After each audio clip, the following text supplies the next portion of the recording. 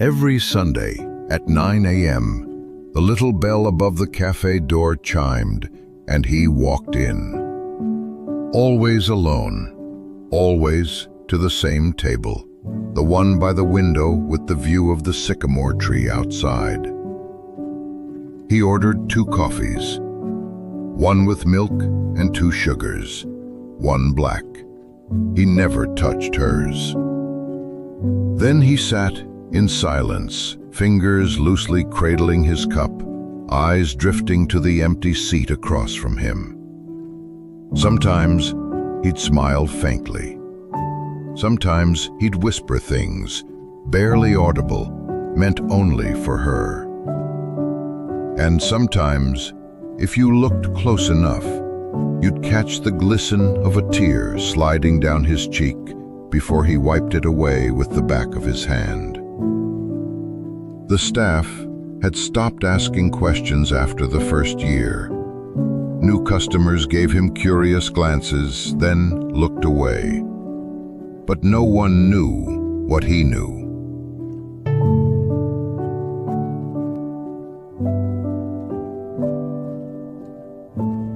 Three years ago, under the golden light of a fading afternoon, she held his hand tightly at that very table. Her eyes were tired, her smile softer than usual. And yet there was something fierce in her voice when she said, "No matter what happens, I'll always come back to this table." He believed her.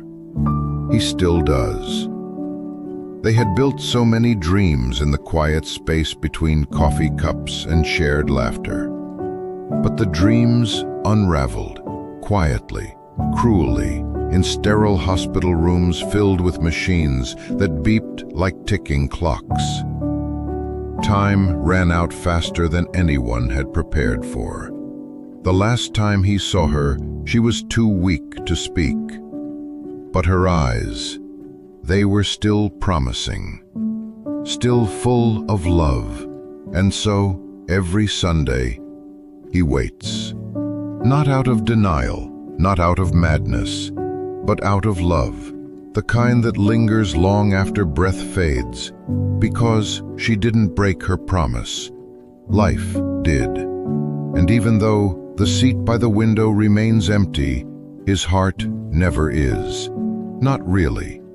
Because in the steam rising from her untouched coffee, in the shadows that dance through the glass, and in the ache that sits beside him each week, she is still there.